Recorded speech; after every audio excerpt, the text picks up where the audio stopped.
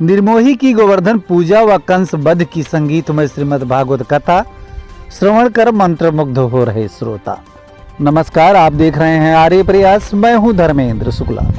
अयोध्या जिले के हरेंटीनगंज क्षेत्र अंतर्गत मॉडर्न गांव पालिया लोहानी के ग्राम पूरे कल्पनाथ मिश्र में संयुक्त रूप से त्रय मुख्य यजमान के निज आवास पर संगीतमय श्रीमद् भागवत कथा के 6वें दिन का कुछ भाग हम आप तक पहुंचा रहे हैं, जिसे पंडित माता फेर तिवारी निर्मोही ने कहा कि इस मौके पर सुल्तानपुर जिला संघ चालक डॉक्टर अवधेश त्रिपाठी, राम मिलन मिश्र, राम शंकर मिश्र, राम नारायण मिश्रा, शैलेंद्र, प्रमोद, कौशलेंद्र, अम्बरीश, नागेंद्र, धर्मेंद्र मिश्रा, देवेंद्र, नरेंद्र, रविंद्र, राम सिंगार आदि सैकड़ों मात्र शक्तियां व बच्चे बूढ़े नौजवान मौजूद रहे।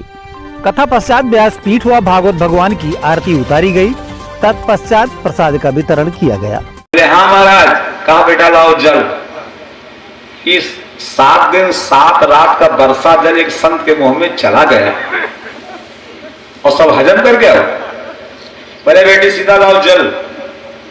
सीता की हिम्मत नहीं पड़ी कि जो 7 दिन 17 दिन 17 रात भोजन किए हैं तो कई ट्रंक पानी पिएंगे।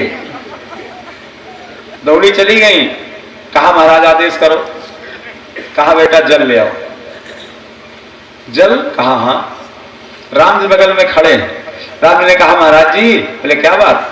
कहा कि हमारे सीता जी की इच्छा थी कि भोजन बना करके संत को भोजन करावें, तो भोजन इन्होंने करवा दिया। अब पानी मैं पिलाऊंगा। बोले काहे? पानी नहीं पिला पाएंगी, भोजन तो आपने कराया तो पानी आप पिलाएंगे।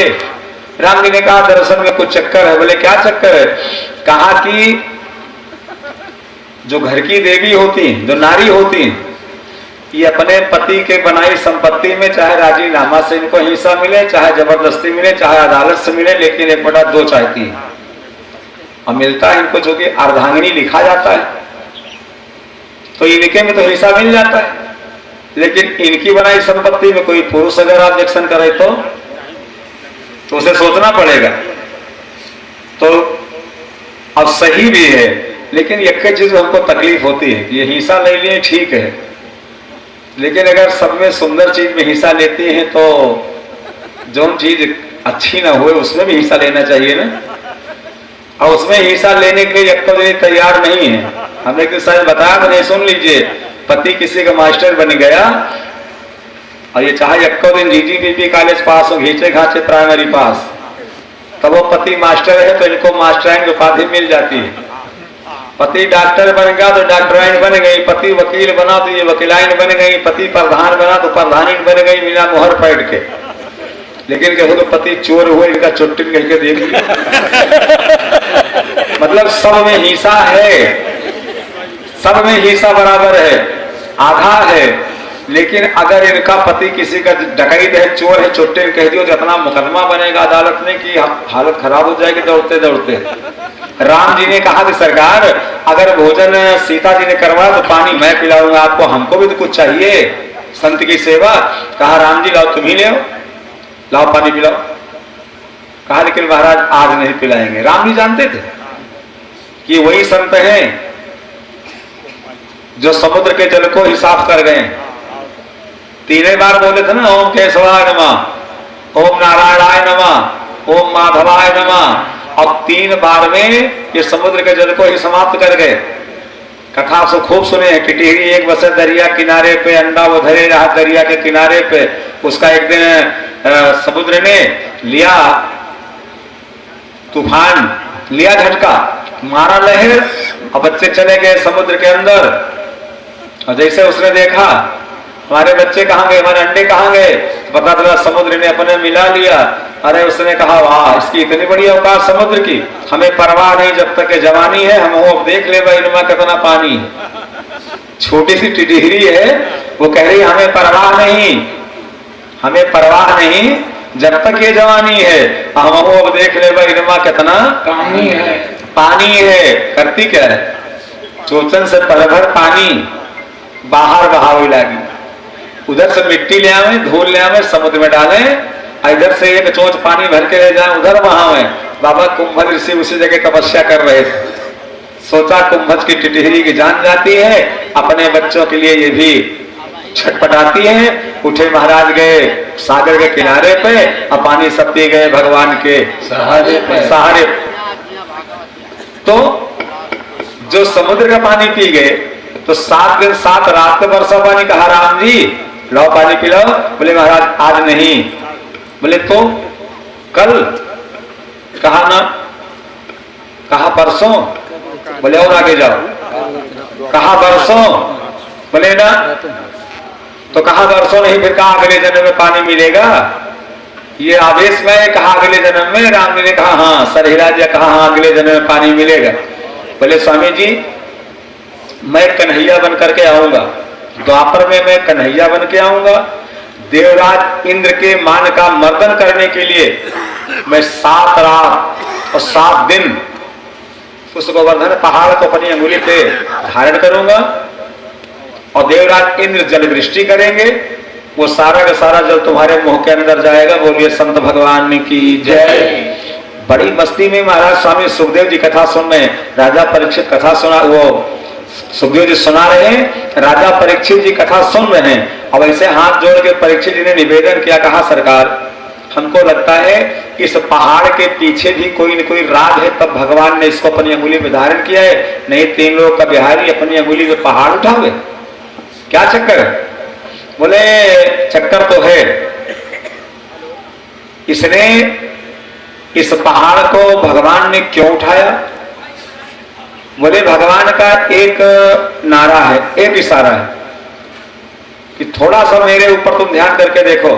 मेरा नाम अगर तुम जरा सा तुम्हारी जबान पे आता है राम, तो हम तुरंत पहुंचाएंगे आराम। गोवर्धन ने क्या किया था? कहा गोवर्धन पहाड़ को भगवान के धारण करने में कई कारण बनते हैं। बोले जैसे? कहा जैसे सुनो। महाराज जब सीता जी का वो हरण होता है तो राम जी सरकार सीता जी को पता लगा करके उस लंका पे चढ़ाई करते हैं। तो आज पता मिली कि समुद्र पार होके चलना है और सेना पार जाए कैसे। तो राम जी ने उसी समुद्र किनारे खड़े होकर के विनती करना शुरू कर दिया। एक पैर के सहारे मर्यादा पुरुषोत्तम राम 3 दिन खड़े रहे। चौपाई वो दोहा सब लोग पढ़ा करते हो। विनय न मानवत जलधि जड़ गए 3 दिन बीत, अब बोले राम सकोप तब भय बिन हुए न प्रीत। 3 दिन वंदना किया, विनती किया और समुद्र ने एक भी विनती राम जी की नहीं स्वीकार किया। तो राम जी को क्रोध आया। कहा लक्ष्मण लक्ष्मण पान सरासन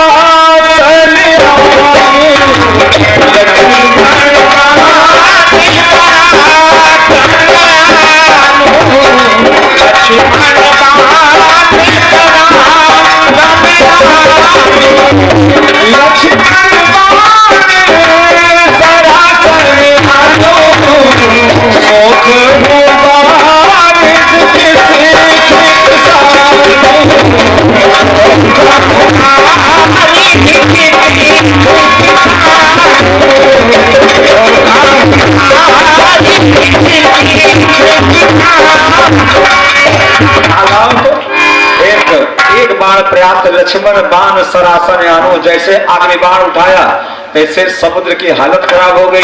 उस एक ब्राह्मण रूप धारण करके और सीधे एक थाल में भगवान के लिए वो सौगात रूप लेकर के और सामने खड़ा है। कभी विचार किया कि जितने राम जी के सामने आए हैं ये सब ब्राह्मण ही बन के क्यों आए? जितने मिले हनुमान की पहली मुलाकात अगर हुई है किष्किंधा पे ऋषमुख पर्वत पे, तो ब्राह्मण बन के गए। आज समुद्र आ रहा है राम जी के सामने तो ब्राह्मण बन के आ रहा। इस पे कभी विचार किया? इसलिए कि राम जी का हमारे जिनकी आप कथा सुन रहे हैं उनका एक स्वभाव है और ऐसा स्वभाव है, चाहे वो श्याम रूप में रहे चाहे राम जी के रूप में रहे, आस स्वभाव कहो सुने वो न देखो, राम जी का एक स्वभाव है और सब लोग सुना करते हो कि विप्र प्रसाद धरणी धरो विप्र प्रसाद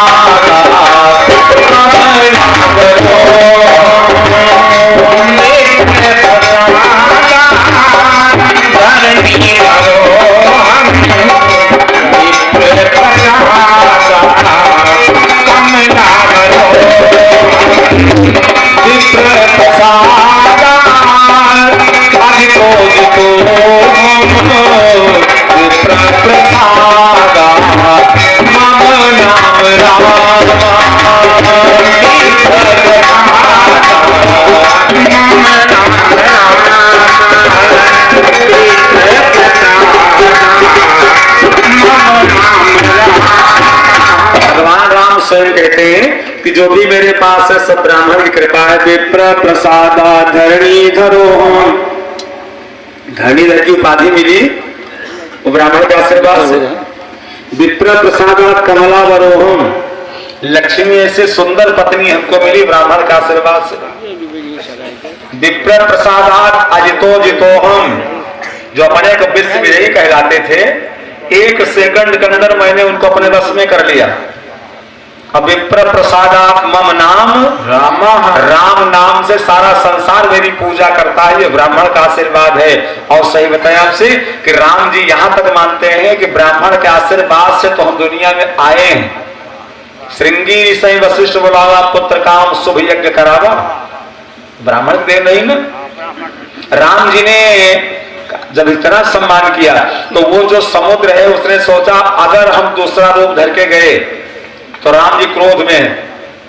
अब ब्राह्मण का रूप जैसे देखा राम जी ने कहा, कहिए विप्रदेवता, कहा महाराज मैं मानता हूं कि आपने अगर बाण को चला दिया तो ये आपकी सेना तो पार उतर जाएगी, लेकिन इसमें उतरा ही कटक न मोरी, न तुम्हारा इसमें सम्मान होगा न मेरा होगा। तो राम जी ने कहा कि 3 दिन से खड़े हैं, अगर कोई जरिया है तो अब भी सवेरा है। समुद्र ने कहा कि तुम्हारे इसी सेना में 2 जवान ऐसे बैठे हैं कि थोड़ा सा वो मेहनत कर ले जाएं तो परिश्रम उनका होगा, प्रताप तुम्हारा रहेगा, तुम्हारी सेना पार उतर जाएगी। कहा मतलब, कहा नल और नील तुम्हारे सेना के जवान हैं और उनको आप एक श्राप मिली है कि उनका फेंका पत्थर पानी में डूबेगा नहीं, पानी के ऊपर तैरेगा। राम जी ने कहा कि नल नील, बोले हाँ मैं बताऊं आपसे, उनको श्राप आशीर्वाद नहीं, उनको मिली रही श्राप। लेकिन जो सुंदर कार्य करना शुरू कर दो तो जो श्राप तुमको मिली है वो तुम्हारा जो कर्म है एक दिन उसको भी आशीर्वाद के रूप में बदल के धर देगा, जैसे पीछे आपको सुना चुके हैं। स्वर्ग और नरक, स्वर्ग और नरक की व्याख्या आप सुन चुके हैं कि लोगों ने पूछा स्वर्ग से कि बाबा जितने मरे सब स्वर्ग गए, तुम कहां जाओगे? बाबा ने कहा नरक में जाएंगे। बोले वहां नरक में जाके क्या करोगे? बोले स्वर्ग में तो कहीं खड़े होने की जगह नहीं होगी, क्योंकि जितने मिले हैं सब स्वर्ग गए हैं। स्वर्गीय फला, स्वर्गीय फला, स्वर्गीय फला, किसी ने आज तक अपने बाप दादा को नहीं लिखा कि नारकीय, सब स्वर्ग जाते हैं। संत ने कहा अगर स्वर्ग में इतने लोग गए हैं तो वहां खड़े होने की जगह नहीं होगी, और नरक में चलेंगे सुंदर मैदान मिलेगा और सुंदर एक मंच बनाएंगे, उसी बैठ करके हम कथा सुनाएंगे। अब कथा सुनाएंगे, एक दिन कथा होगी, 2 दिन होगी, 10 दिन होगी, जब तक जिंदा रहे तब तक कथा सुनाएंगे। उस कथा के प्रभाव से मुझे विश्वास है कि एक दिन हम उस नरक को स्वर्ग में बदल देंगे। लेकिन जो नारकीय लोग स्वर्ग में गए हैं वो अपने कर्म से स्वर्ग को भी नरक बना डालेंगे। बोलिए शंकर भगवान की जय। तो कहा कि अगर सुंदर सुकर्म करते हो तो श्राप भी आशीर्वाद बन जाती है। ऋषियों का श्राप जो है नल नील को राम जी का कार्य करने के लिए आशीर्वाद बन गया। श्राप क्यों मिली? इसलिए मिली, संत भगवान के दोनों परम शिष्य हैं नल और नील। एक दिन संत जी के मन में आया, गुरुदेव जी के मन में आया कि चलो आज चले एक शिष्य के यहाँ चलना है और घूम करके लौटते हैं। इनसे कहा भैया कि ठाकुर भगवान का ध्यान रखना, स्नान करके भोजन करवा के तब प्रसाद पाना। बोले बहुत बढ़िया। अब ये महाराज जी चले गए, एक दिन लौटे नहीं, 2 दिन नहीं लौटे, 10 दिन नहीं लौटे। अब आ गया वही जेठ आषाढ़ी वाला महीना रहा। जामुन के पेड़ में सुंदर काली काली जामुन पकी। तो छोटका भाई बड़े वाले से बोला, नल ने, वो नील ने कहा नल से, क्यों, क्या विचार है? बोले भैया जामुन खाने का मन कह रहा, लेकिन जामुन मिले तो कैसे मिले? बोले जामुन तो मिलेगी, थोड़ा परिश्रम करना पड़ेगा। काहे से तोड़ा जाए? तो उसी कुटिया के सामने पेड़ है, इन्होंने ना गुम्मा देखा, ना ईंटा देखा, ना डंडा देखा, बस सीधे उठा लिया वही ठाकुर भगवान की मूर्ति, उसी संपुट से उठा करके शालिग्राम भगवान को और मारा खींच के। जब वो बड़े वाले गुच्छा में शालिग्राम भगवान की ठोकर लगी तो 2-4 जामुन नीचे आ गए। और जैसे नीचे आई, अब तो इनका बढ़िया जामुन तोड़ने का, खाने का सुंदर सस्ता कार्य मिल गया। ये उन्हीं ठाकुर भगवान से जामुन तोड़े और लगावे, सीढ़ी लगा के संपुट में रख दें। भगवान सोचते रहे बच्चे हैं बाल दोष गुण गने न साधु। आज इनकी आदत बन गई कि उससे जामुन तोड़े खाएं और लगावे लाल वाला चंदन संपुट में रखें। एक दिन खींच के मारा तो आज जमुनी से मुलाकात नहीं हुई, गम से उसी समुद्र में गिरे और ठाकुर भगवान बूढ़ गए। जहां से आए थे वहीं चले गए। ये शालिग्राम भगवान मूर्ति जानते हो कहां से मिलती है? हाँ, गंडकी नदी से। गंडकी नदी से शालिग्राम भगवान की मूर्ति प्राप्त की जाती है। और इनको अगर खोजना नहीं पड़ता, या कि तुलसी के बेरवा लेके चले जाओ और उसको उसी नदी में डाल दीजिए, ऊपर पकड़े रहो, नीचे उसको डुबो दीजिए, तो इतना स्नेह करते हैं ये चाहे जहां पड़े हों, ये चुंबक की तरह से आकर के उसी में लिपट जाते हैं और उठा लियो लेके चले आओ। तो कहा कि जहां से आए रहे ना, आज लीला दिखा दिया। और ठाकुर भगवान जब समुद्र में डूब गए नदी में, तो अब तो परेशानी बढ़ी। बच्चों ने कहा कि एक काम करो। छोटे वाले ने कहा भैया आप तो गुरु जी आएंगे तो क्या जवाब दिया जाएगा? बड़े वाले ने कहा चिंता करो, जो होगा तो देखा जाएगा। पहले से काहे खोपड़ी फोड़ के बैठे? गतम न सोचा कृतम न मन ने खादन न गच्छा मसल जल पे। बोले पहुंचे, रोज शाम के एक काली काली जामुन खोज के ले जाए, ललकवा चंदन लगाए के उसी में रख दी। एक दिन में व्यवस्था चली, 2 दिन चली, तीसरे दिन गुरुदेव भगवान वापस आ गए और रात बीती। और जैसे सवेरे स्नान करके ठाकुर भगवान का संपुट मंगाया और स्नान करवाना शुरू किया। जैसे अंगुली के बीच में लेकर के ठाकुर भगवान को हल्का सा अंगुली का इशारा किया, तैसे ठाकुर भगवान की हड्डी अलग हो गई और पूरा सब मांस अलग, रुधिर अलग। अरे गुरुजी हाथ में लेके देखने लगे, बोले ये क्या चक्कर है? देखा तो जामुन का दिया, बुलाया का इधर आओ। और जैसे कहा आओ तैसे तो चेहरा गड़बड़ हो गया, लगता है पता चल गई। भले इधर आओ। ठाकुर भगवान कहाँ है? बोले महाराज संपुट में है। तो बोले हमको तो नहीं मिल रहे, जरा तुम ही खोज के निकाल दीजिए, इसमें जामुन का फर मिला है। अब वो जान रहे जामुन रखी है तो कहा शालिग्राम भगवान मिलेंगे। जैसे गए तो कहा देखो जामुन का दिया है। अब दोनों लड़का हाथ जोड़ खड़े हुए, कहा गुरुजी अब इसमें हमारी कौन गलती है बताओ? गलती आपकी है। बोले हमारी गलती? कहा हम, आप गए हैं कि भैया जा रहे हैं और 2 दिन बाद आ जाएंगे। पहली बात तो आपने गलती किया कि 1 महीने बाद लौटे हो, और दूसरी बात जितना आपने कहा तो मैंने उतने किया। आपने कहा था ठाकुर भगवान को शाम सुबह संध्या पूजन करना, स्नान ध्यान करके इनको भोग लगा के अब तब प्रसाद पाना, हमने वही तो किया है। अब ये जब दोनों टाइम का प्रसाद इनको नहीं सूट किया तो हम क्या करें? बढ़िया गा सुनो। अरे पुनी पुनी चंदन पुनी पुनी पानी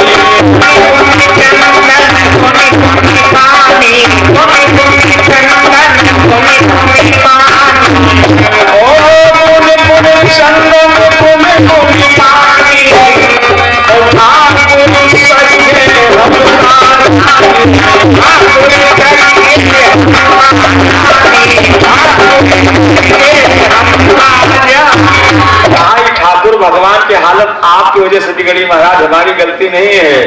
अब एक तरफ लिखा जाता है बाल दोष गुण गने में साधु, और दूसरी बात बताएं आपसे, चाहे चेला जितनी बड़ी गलती कर जाए लेकिन वाकई में सच्चा गुरु है तो कभी अपने चेले का अनिष्ट नहीं चाहता, वो श्राप नहीं देगा।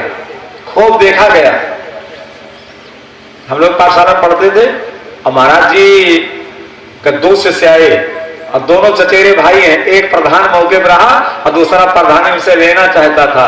जो दूसरा वाला था मेरे पास पहुंचा, कहा निर्मोही जी, हमने कहा हाँ भैया। बोले महाराज इससे हमारी एक सिफारिश कर दीजिए। हमने कहा जल्दी बोलो, कह देंगे। कहा महाराज इससे भैया एक बात कह दीजिए कि महाराज जी हमारे पर हाथ धर के काली आशीर्वाद देके यही बोल देगा कि हम प्रधान बन जाए। हमने कहा कि बस इतने कहलवाना महाराज जी से। बोले हाँ, कहा चलो कह देते हैं। और गए, उनको पीछे कर दिया। हमने कहा महाराज जी, बोले क्या? हमने कहा पप्पू भैया आए हैं और आपसे मिलना चाहते हैं और थोड़ा वो संकोच कर रहे हैं। तो महाराज जान ही गए, कहा वो संकोच कर रहे हैं, तुम तो नहीं डर रहे हो बोलने में, बताओ क्या चाहिए? हमने कहा वो कह रहे हैं केवल आशीर्वाद दे दियो उनको कि अब की वो प्रधानी उनके घर में आ जाए। तो कहा जा तो वहीं कह दियो। हम तो नहीं कह पाएंगे, इसलिए नहीं कह पाएंगे कि दोनों शिष्य हमारे हैं, दोनों हमारे बच्चे, हमारी नजर में न कोई कम है और न कोई ज्यादा है। और इतनी 100 प्रधानी लड़ने के, लेने के है, समाज की सेवा करने की है, तो कहते दोनों लोग मैदान में जाएं, अपना अपना भागफल आजमावें। और हम एक के सर पे हाथ धर के आशीर्वाद नहीं दे सकते। बोलिए शंकर भगवान ने की जय। ना हम श्राप देंगे, श्राप नहीं देंगे तो आशीर्वादों नहीं देंगे। तो जहां सच्चा गुरु होता है, पानी पियो छान के और गुरु करो जान के। गुरुदेव भगवान ने हमारे गुस्से में कह दिया, कहा नारायण को तुमको हम श्राप देते हैं। जैसे कहा तुमको श्राप देते हैं, तैसे इनका चेहरा जो है मुरझा गया। गुरुजी ने कहा कि तुमको श्राप देते हैं, आज के बाद अगर तुम पत्थर के ऊपर पानी फेंकोगे तो तुम्हारा फेंका पत्थर पानी के ऊपर तैरेगा, पानी में डूबेगा नहीं। बोलिए शंकर भगवान ने की जय। नर नील वो पुल का निर्माण करने में लग गए। जितने भालू बंदर रहे वो सब सामान लेके आ रहे हैं। और राम जी वहीं खड़े हैं। राम जी ने कहा लाओ ये सब इनका फेंका पत्थर नहीं डूब रहा है। तो कहा हमारा फेंका पत्थर बैठ जाएगा नीचे, लाओ थोड़ा हम भी फेंक के देखें तो। लेकिन मन में एक भाव है, अगर पत्थर डूब गया तो क्या होगा, बड़ी बदनामी हो जाएगी। तो राम जी सरकार ने एक छोटा सा टुकड़ा, बिल्कुल एक मटर के बराबर टुकड़ा लिया। बोले अगर ये नहीं डूबेगा तो दूसरी बार बड़कवा फेंकेंगे, और डूब जाएगा तो हम इसके नजदीक नहीं जाएंगे। अब ऐसे चुपके बैठ गए और बस धीरे से अंगुली हटा लिया, और जैसे वो पत्थर का टुकड़ा नीचे डाला वो नीचे बैठ गया। राम जी ने कहा कि अच्छा हुआ किसी ने देखा नहीं। तब तक हनुमान जी पीछे खड़े रहे। कहा सरकार आप चिंता न करो, ये जानते काहे बैठ गया? अरे कहा हनुमान रुक जाओ। कहा महाराज रुके क्या, कि आपके हाथ का छोड़ा पत्थर कैसे डूब गया नीचे, नहीं जाने नहीं। राम जी ने कहा हम लोग सोचते थे कि कोई न जाने, अब सारा संसार जान जाएगा कि राम का छोड़ा पत्थर पानी में डूब गया। बोले हनुमान क्या कहना चाहते हैं? कहा सरकार ये पानी में जो पत्थर डूबा है ना, जानते इसका मतलब क्या है? बोले क्या मतलब है? बोले ये दुनिया वालों को इशारा कर रहा है कि मेरे प्यारे तुम्हारा नाम तब तक दुनिया में है। बोले कब तक? कहा जब तक भगवान राम जी का हाथ तुम्हारे सर पे है। और जिस दिन राम जी ने अपना हाथ हटा लिया उस दिन तुम इतने नीचे चले जाओगे जितने नीचे पत्थर का टुकड़ा चला गया। इसीलिए नीचे बैठ गया। और सरकार आपका फेंका पत्थर पानी में तैरेगा, डूबेगा नहीं, वो बूढ़ेगा नहीं, तैरेगा उसके ऊपर। राम जी ने कहा बस जो होना था हो गया। हनुमान जी वहीं से उड़ान भरे, यहाँ काम चल रहा, सोचा लाओ कोई ऐसा टुकड़ा लेके चले कम से कम 2-4-10 किलोमीटर में फिर जोड़ने की आवश्यकता ना पड़े। बस गए और उन्हीं गोवर्धन पहाड़ को उठा लिया बोले बलमान पूत राम दूत अंजनी के पूत सबही का तोहरे सहारा हनुमान जी। और दुख दूर की दीनानाथ के सगरी विपत तुही टार्या हनुमान जी। कपटी कुराही क्रूर कलिके कुटिल जीव मुला बाहरा पर पसारा हनुमान जी। तोहरे चरण के शरण पर सविंद कौनी उतरा हम का उबारा हनुमान जी। बोलिए हनुमान जी महाराज जी की जय। हनुमान जी गए उसी पहाड़ को ही उठा दिया। अब गोवर्धन पहाड़ को लेकर के जब हनुमंतलाल चले आए उस ब्रज में जहां आज आप लोग जाते हैं दर्शन करने के लिए, तो राम जी का आदेश हो गया कि कुल तो बन गया, जिसके हाथ में जो वस्तु है जो सामग्री वही रख के चले आओ। हनुमान जी ने सीधे गोवर्धन पहाड़ को वहीं धर दिया। देखो पहले इनके पखने होते थे, ये जहां चाहते उड़ के वहीं बैठ जाते, मकान हो चाहे दुकान हो, खेती हो और चाहे बगीचा हो, साफ सत्यानाश हो जाता था। ये तो एक बार ब्रह्मा जी के कहने पे देवराज इंद्र ने इनके सारे पखने काट दिए, ये तब से स्थिर हो गए। गोवर्धन पहाड़ को वहीं फेंक करके और जैसे चले तैसे गोवर्धन ने आवाज दे दिया, बोले हनुमान हमको यहां लाके छोड़ दिए, हम न राम के कार्य में लगे और न अपने स्थान के रह गए, यहां कब तक रहेंगे। हनुमान जी ने कहा ये तो हम नहीं बता पाएंगे। गए राम जी से गोवर्धन का संदेशा सुनाया। राम जी ने कहा हनुमान फिर जाओ वापस और जाओ उनसे कह दो आज अगर वो आ जाते तो आवागमन का साधन बन जाते, और इससे वो बच गए हैं ना, तो कह दो उसी ब्रजभूमि में अब वो आराम करें। तो द्वापर में हम जब कन्हैया बन के आएंगे तो सबसे पहले उनकी हम पूजा करवाएंगे। 7 रात 7 दिन अपनी अंगुली पर उनको धारण करेंगे और उनकी पूजा संपन्न कराएंगे। तो कहा ये त्रेता में आशीर्वाद दिए बैठे थे, जो द्वापर में राम जी का त्रेता वाला पूर्व नियोजित कार्य रहा उसी को पूर्ण करने के लिए कन्हैया बन करके इस ब्रज में आए। 2 बार सब लोग प्रेम से बोलेंगे और फिर आप अगली कथा सुने। जय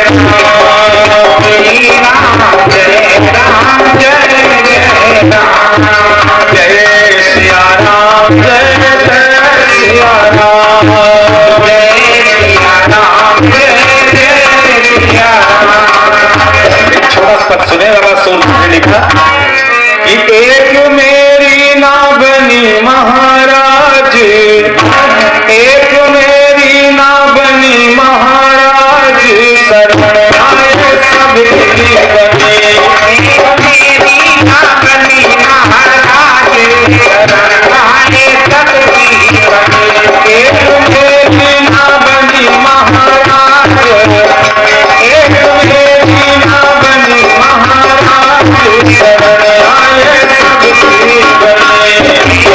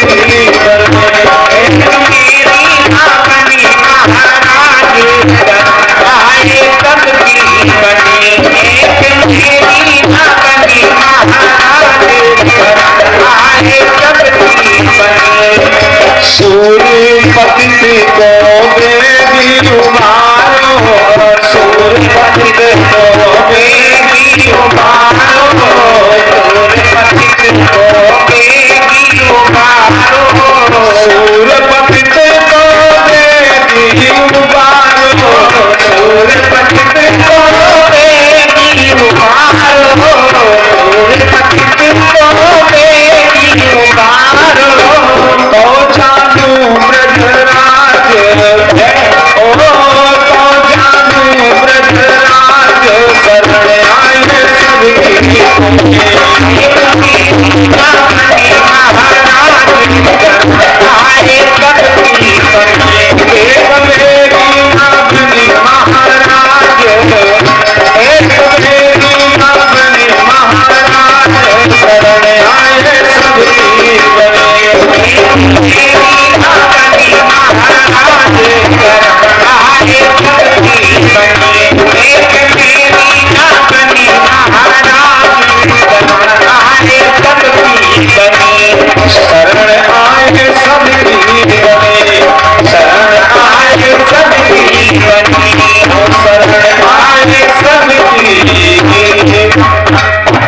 बोलिए कन्हैया लाल की जय, बोलिए अयोध्या राम लाल की जय।